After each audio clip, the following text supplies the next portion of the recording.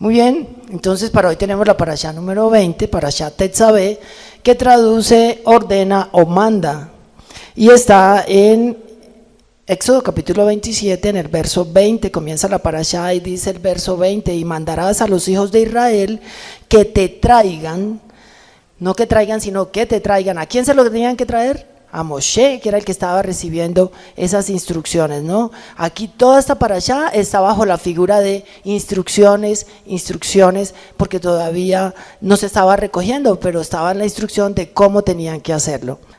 Con que el Eterno estaba dando esa instrucción a Moshe de que le dijera al pueblo que le trajeran a él el aceite que iba a ser usado entonces para el alumbrado de la menorá, que debía arder continuamente, ¿no?, en el lugar santo del tabernáculo. Entonces, como temas de la parashá, a grandes rasgos, el Eterno ordena entonces a todo el pueblo traer aceite de oliva machacadas para encender las luminarias, y el sacerdote era el encargado de encenderlas desde la tarde hasta la mañana como estatuto perpetuo para los hijos de Israel por sus generaciones. Básicamente que si nosotros tenemos un legado sacerdotal, tenemos como que esa misma función de tipo generacional y de tipo constante, ¿no? Tenía que ser continuo. Por eso yo, ya es la segunda vez que vuelvo y digo, si queremos una descendencia santa, tenemos desde ya que trabajar para ello. Entonces, el mejor ejemplo es el que le demos a nuestros hijos, el mejor ejemplo es lo que ellos vean que nosotros, cómo honramos al Eterno. Bien, otro tema también en el capítulo 28 dice, y pondrás dentro del pectoral los Urim y Tumim, que transliterados es luz y perfección. Los Urim y Tumim serían consultados como al Eterno por el sacerdote.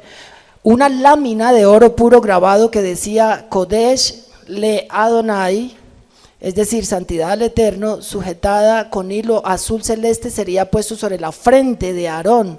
Una túnica de lino bordada y un turbante de lino con un cinturón hecho por artífice, o sea, por alguien que tiene ese don.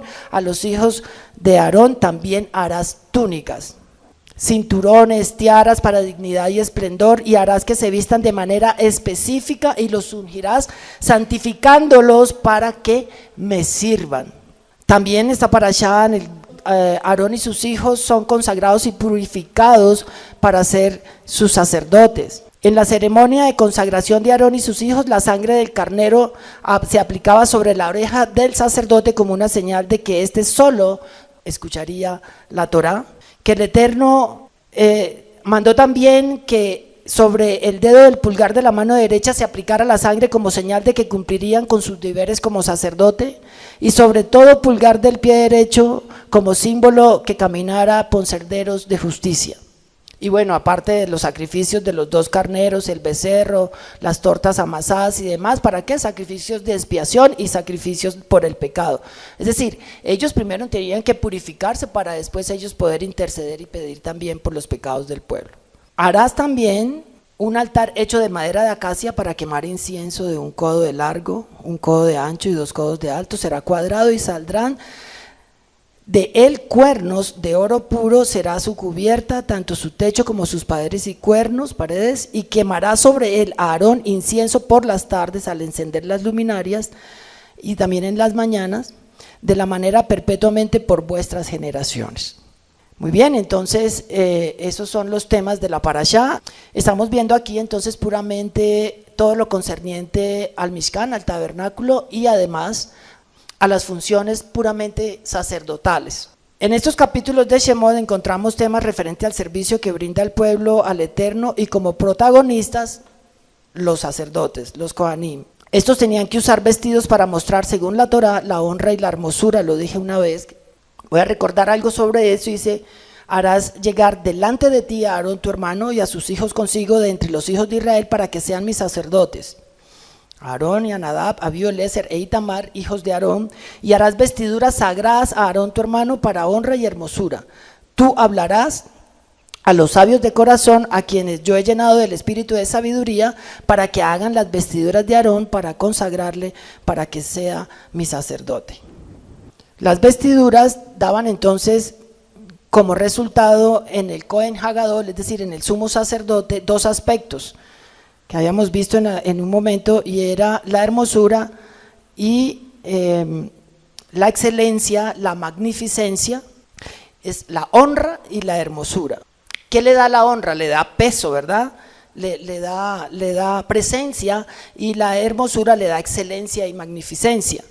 Entonces, esta honra y hermosura tendría que ser digna de todo aquel que el Eterno destinara, pues obviamente para un servicio como tal, de sacerdote, situación que corresponde a la magnificencia del Eterno, por lo que se destinó el trabajo de hacer, pues obviamente a personas aptas para esto, sabios. La capacidad de generar una relación más sólida entre el Eterno y nuestro pueblo, en esta ocasión toca entonces en una mayor proporción. Entonces esta parashá continúa exponiendo instrucciones sobre las cosas que tenía que realizar para las vestiduras de los sacerdotes. Entre ellas podemos destacar 3 clases. La primera es el Bigdei Kehuná, que son las vestimentas del sacerdote. El otro, el Cohen común, vestía túnica, calzoncillo, mitra y cinto. El Cohen Gadol, el más alto sacerdote, el sumo sacerdote, vestía, como Aarón, vestía a más de las 4 prendas anteriores, el manto, el efod, el pectoral y la lámina de oro. Y en Yom Kippur, el Cohen Hagadol vestía 4 prendas blancas de lino, la túnica, calzones, cinto y tiara. Entonces, imaginemos la belleza del Cohen Hagadol con esta vestimenta, en la esperanza que estaba puesta en él por parte del pueblo y en la grandeza que el Eterno ponía en él. Por eso era muy importante, a ojos de todo el mundo, consagrarlos, y eso fue la ordenanza que hizo Moshe. Cumpliendo esa ordenanza, dice en el verso 29 del capítulo 29, dice: esto es lo que harás para consagrarlos, para que sean mis sacerdotes. Toma un becerro de la vacada y 2 carneros, y panes sin levadura, que son todo lo de los sacrificios, tortas sin levadura amasadas con aceite, hojaldres sin levadura untadas con aceite, las harás de flor de harina de trigo y las pondrás en un canasto, y el canasto lo ofrecerás, todo lo concerniente entonces a ese sacrificio de purificación. Y llevarás a Aarón y a sus hijos a la puerta del tabernáculo de reunión y los lavarás con agua. Es una tevilá, una purificación. Y tomarás las vestiduras y vestirás a Aarón la túnica, el manto del efod y el pectoral, y le ceñirás con el cinto del efod. Y pondrás la mitra en su cabeza, y sobre la mitra pondrás la diadema santa. Y luego tomarás el aceite de la unción y lo derramarás sobre su cabeza y le ungirás. Y harás que se acerquen sus hijos y les vestirás las túnicas. Y dice que era un estatuto perpetuo. Así pues harás a Aarón y a sus hijos conforme a todo lo que yo te he mandado. Por 7 días los consagrarás. Cada día ofrecerá el becerro del sacrificio por el pecado para las expiaciones, y purificarás el altar cuando hagan expiación por él, y lo ungirás para santificarlo. O sea, no solo se santificaban y se purificaban los Cohen, sino también el santuario, y se purificaba todo lo concerniente al lugar santo y al lugar santísimo. Por 7 días harás expiación por el altar y santificarás, y será un altar santísimo. Cualquier cosa que tocar el altar será santificada. ¿Para qué pedía el Eterno todo esto? Porque allí el Eterno estaba enseñando que este holocausto continuo por vuestras generaciones, a la puerta de reunión delante del Eterno, era el lugar donde Él se iba a reunir para hablarles allí. Allí me reuniré con los hijos de Israel, y el lugar será santificado con mi gloria. Y santificaré el tabernáculo de reunión y el altar, santificaré asimismo a Aarón y a sus hijos para que sean mis sacerdotes, y habitaré entre los hijos de Israel y seré su Elohim. Ese era el propósito que el Eterno tenía, ¿no?, de tener un tabernáculo en medio de su pueblo. Entonces, en alguna ocasión hablé sobre esta parashá del aceite que se usaba para la menorá. En otra ocasión pude hablar de las vestiduras. Hoy, solo para no pasar desapercibido esta importancia, esta magnificencia que tenía estas vestiduras, podríamos decir que las más extraordinarias, las más sagradas, eran para el Cohen Hagadol, el sumo sacerdote, quien entraba una vez al año en el lugar santísimo, y esto significaba la santidad. Dios enseñó a su pueblo, y hasta donde esto influyó en la vida de todo el pueblo de Israel, fue la manera como el Eterno usó para que entendiéramos la función y la necesidad de un mediador, de un Cohen Hagadol, como nosotros sabemos que es Yeshua HaMashiach. Cuando el sumo sacerdote ministraba en el lugar santo, entonces vestía las vestiduras. El Eterno nos dio las Escrituras con un gran propósito y único, pensaría yo, y es el de volvernos a Él, el de poder conocerle, el de saber quién es el Eterno, volver a tener alguna comunión con Él si es que en algún momento la ha habido. Y todo esto es para llegar a ser salvos e ir ¿a dónde? Pues a la vida eterna. Este es el objeto y el objetivo de todo, ¿verdad?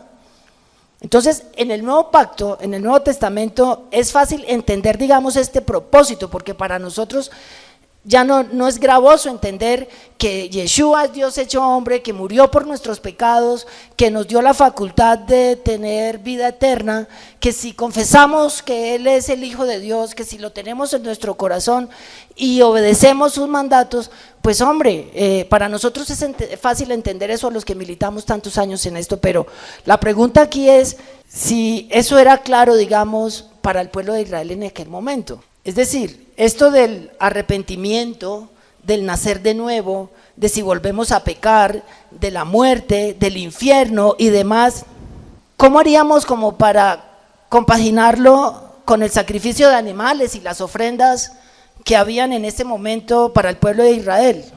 Ya nosotros sabemos que los pecados allí no eran propiamente perdonados, sino cubiertos, y con un tiempo de vigencia, 1 año, porque cada año en Yom Kippur tocaba volver a pedir por los pecados del propio sacerdote y los de todo el pueblo.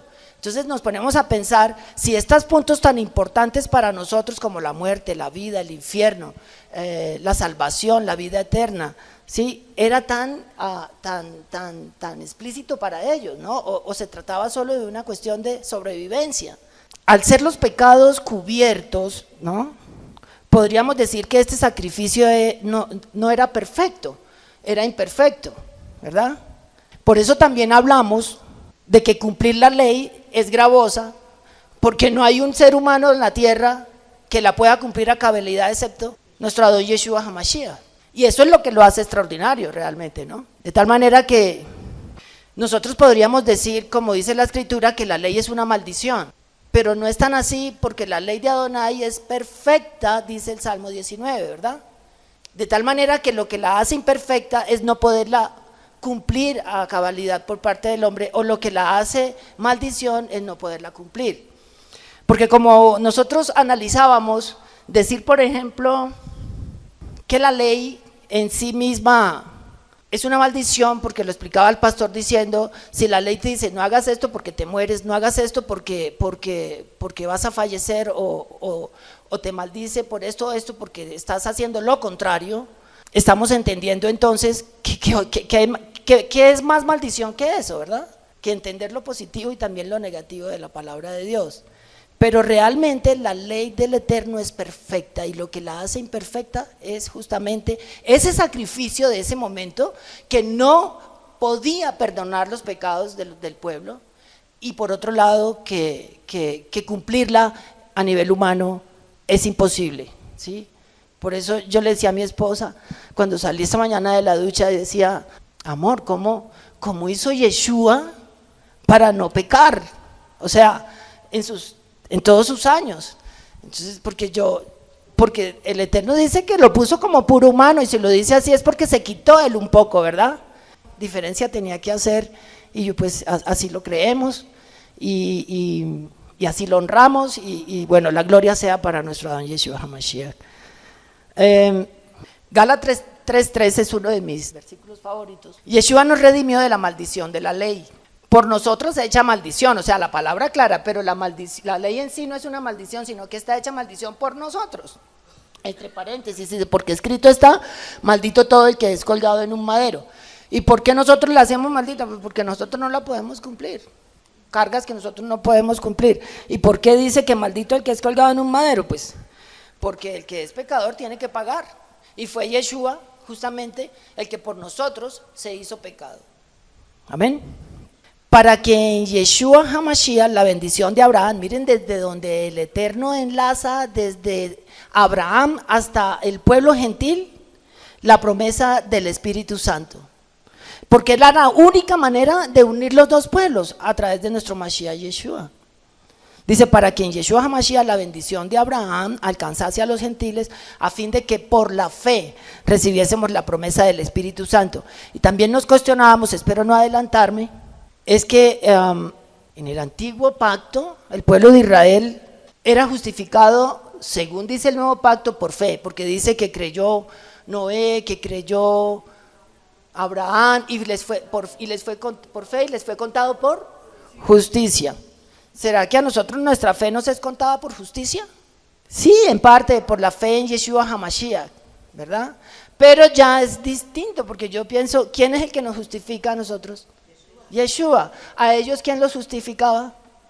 La fe, ¿verdad? Dice la palabra. Entonces, nosotros la tenemos más fácil, porque tenemos la fe, por un lado, y tenemos bien claro en el propósito que el Eterno tiene para cada uno de nosotros, que es la fe en ¿quién? En su Hijo Yeshua.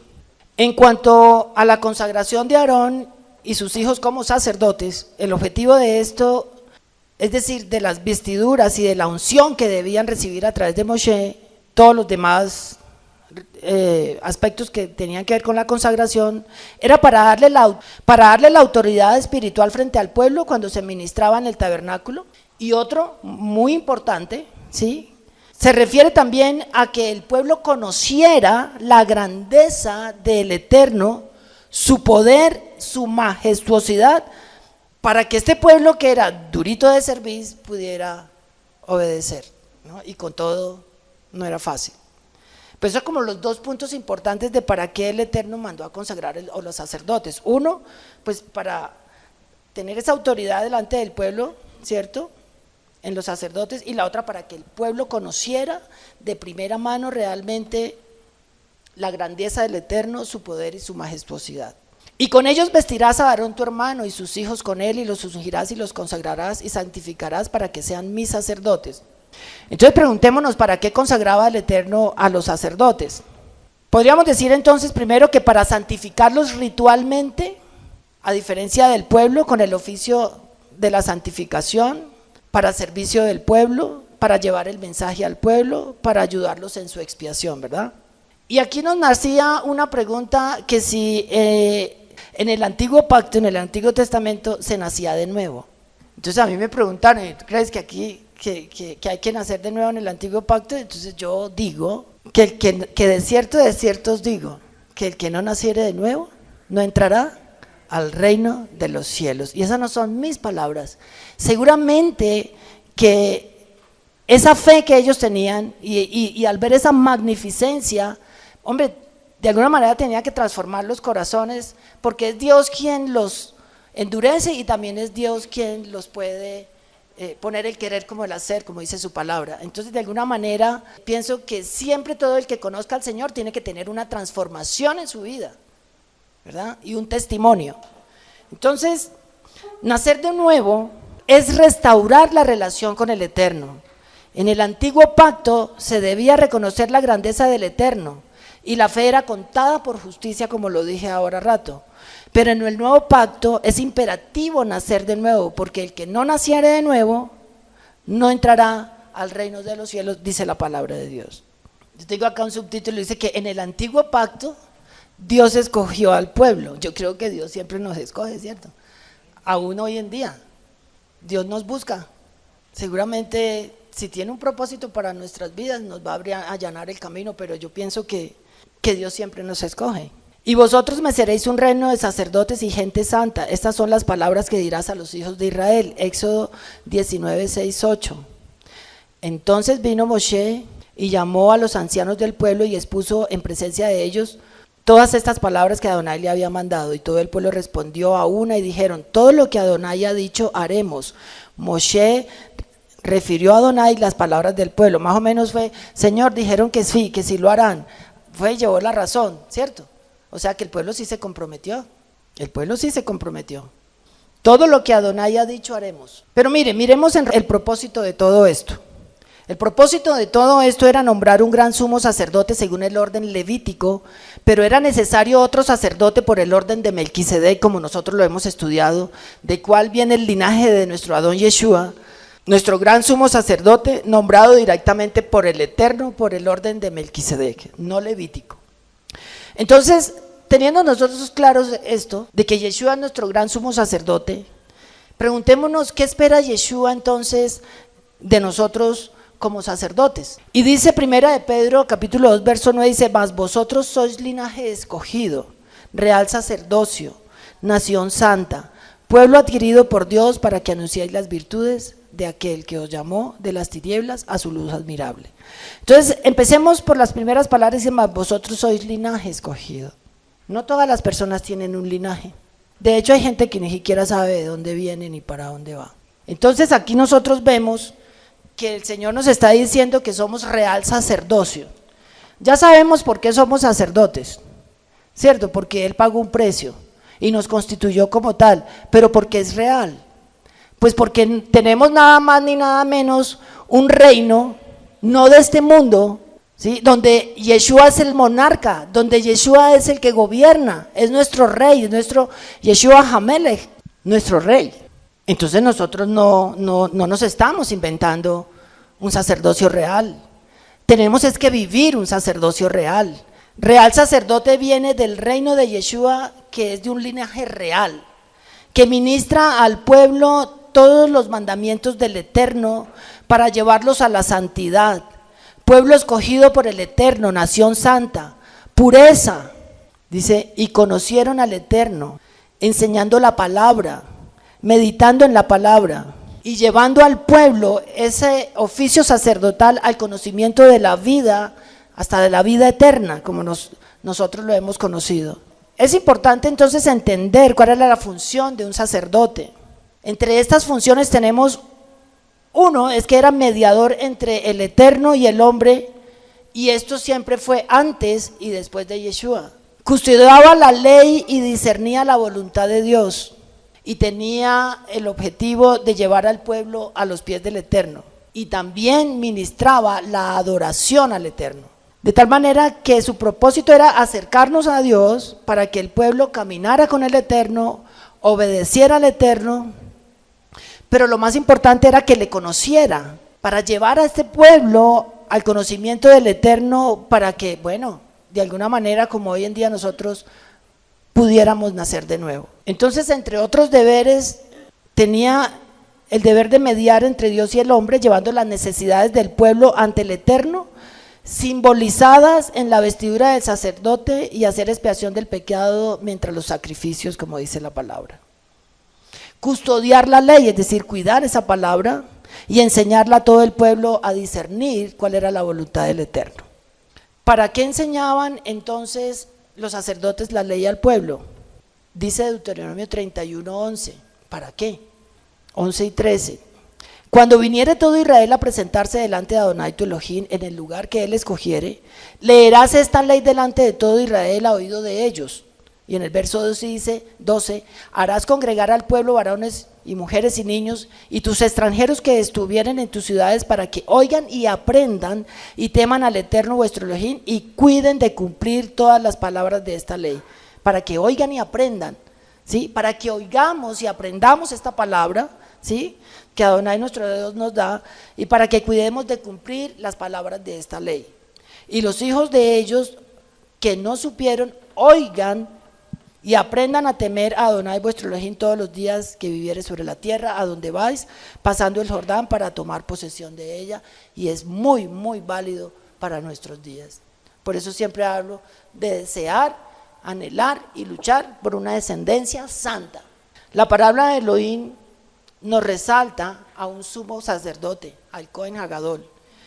Como lo dice Hebreos 7, versos 26 y 28, dice: porque tal sumo sacerdote nos convenía santo, inocente, sin mancha, apartado de los pecadores y hecho más sublime que los cielos, que no tiene necesidad cada día, como aquellos sumos sacerdotes, de ofrecer primero sacrificios por sus propios pecados y luego por los del pueblo, porque esto lo hizo una vez para siempre, ofreciéndose a sí mismo. Porque la ley constituye sumos sacerdotes a hombres débiles, o débiles hombres, perdón, pero la palabra del juramento posterior a esta ley ha hecho perfecto para siempre. ¿A quién? Al Hijo, a Yeshua HaMashiach. Primera de Timoteo 3:2 dice: palabra fiel, si alguno anhela obispado, buena obra desea. Bueno, nosotros sabemos que ya el Eterno a nosotros nos ha dado cargos importantes, y el más importante es que nos dice que somos reyes y sacerdotes, ¿sí? Ese nos lo repite y dice, y seréis una nación santa, pero aquí, bueno, vamos a mirar estos requisitos para un obispado. Palabra fiel, si alguno anhela obispado o servicio al Eterno, ¿cómo lo llamamos? Sacerdocio al Eterno, porque es que lo más, porque es que lo más importante dice, ¿para qué es que dice? Que os llamó de las, que dice, porque vosotros sois real sacerdocio, nación santa, pueblo adquirido por Dios. ¿Para qué? Linaje escogido, ¿para qué? Para anunciar que nos llamó de las tinieblas a su luz admirable. Ok, entonces, ¿cuál es el propósito del sacerdote? Obviamente, ministrar todo esto, pero hombre, llevar al mundo perdido a los pies de Yeshua HaMashiach. Dice, palabra fiel, si alguno anhela obispado, pónganle la palabra que ustedes anhelen para el servicio. Buena obra desea, pero es necesario que el obispo sea irreprensible, marido de una sola mujer, sobrio, prudente, decoroso, hospedador, apto para enseñar, no dado al vino, no pendenciero, no codicioso de ganancias deshonestas, sino amable, apacible, no avaro. Que gobierne bien su casa, que tenga a sus hijos en sujeción con toda honestidad, pues el que no sabe gobernar su propia casa, ¿cómo cuidará de la iglesia de la Keilah del Eterno? No un neófito, no sea que envaneciéndose caiga en la condenación del diablo, ¿verdad? También es necesario que tenga buen testimonio de los de afuera para que no caiga en descrédito y en lazo del diablo. El diablo es el que acusa, ¿no? Si lo ven por ahí equivocándose, allá van a decirle, oiga, y usted no es el que predica en tal lado. Requisitos de los diáconos, también está en el verso 8 del mismo capítulo, dice, los diáconos asimismo deben ser honestos, sin doblez, no dados a mucho vino, no codiciosos de ganancias deshonestas. ¿Ustedes creen que esto solo aplica para los diáconos y los obispos? Para todo hijo del Eterno, para todo rey y sacerdote que obviamente que quiera honrar al Eterno, que guarden el misterio de la fe con limpia conciencia, y estos también sean sometidos a prueba primero y entonces ejerzan el diaconado si son irreprensibles, a ver si pasan la prueba, ¿no? Las mujeres asimismo sean honestas, no calumniadoras, sino sobrias, fieles en todo. Los diáconos sean maridos de una mujer y que gobiernen bien sus hijos y sus casas, porque los que ejerzan bien el diaconado ganan para sí un grado honroso y mucha confianza en la fe que es en Yeshua HaMashiach. Y eso es el mayor regalo, es que nuestra fe crezca y cada día sea más grande. ¿Cuántos anhelamos eso? ¿Verdad? Pues esta mañana está la palabra que el Eterno nos ha traído. Vamos a darle gracias, mi Rey amado. Yo te doy gracias una vez más por esta palabra, Señor, porque tu palabra no vuelve vacía. Y que muriera, Señor, en esa cruz, Señor, en ese madero, para justificarnos a cada uno de nosotros. Gracias porque tú que no cometiste pecado, Yeshua HaMashiach, por nosotros, de tu Hijo Padre, te damos gracias, te bendecimos en este Shabbat. Sigue, Señor, ministrándonos con tu Espíritu Santo. Amén y amén. Beshem Yeshua HaMashiach.